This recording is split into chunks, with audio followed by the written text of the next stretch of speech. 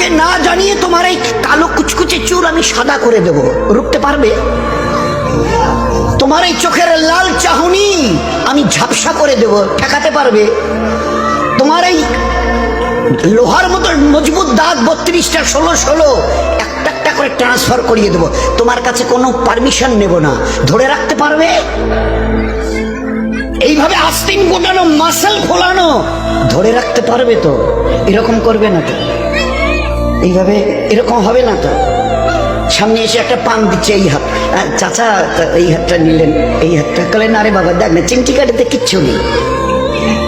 আসমান থেকে আওয়াজ দিচ্ছে, ও হাত তোমার কথা শুনে আমার, এ হাত তোমার কথা শুনে আমার। আমি এর পাওয়ার সিজ করে নিয়েছি।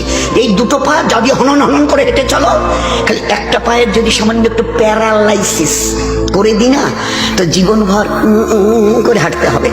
বেডরুম থেকে নিয়ে বাথরুম একদম লাগালাগি, অ্যাটাচড, আমরা বলি না অ্যাটাচড। তুই বেডরুম থেকে নেমে বাথরুম কত 4-5 হাত, বেডরুমের দেয়াল আর এটাই হচ্ছে বাথরুমের দেয়াল, মাঝখানে একটা দরজা, এখান থেকে উঠে ওই ওই ঘর রুমটা পারবে? আছে পাওয়ার? কিসের দেমাগ তোমার?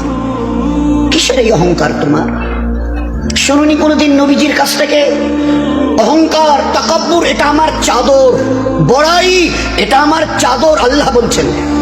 আর আমার চাদর ধরে যে টান দেয় তার ঠিকানা কোথায়? বলেন না, সবাই কম বেশি জানে।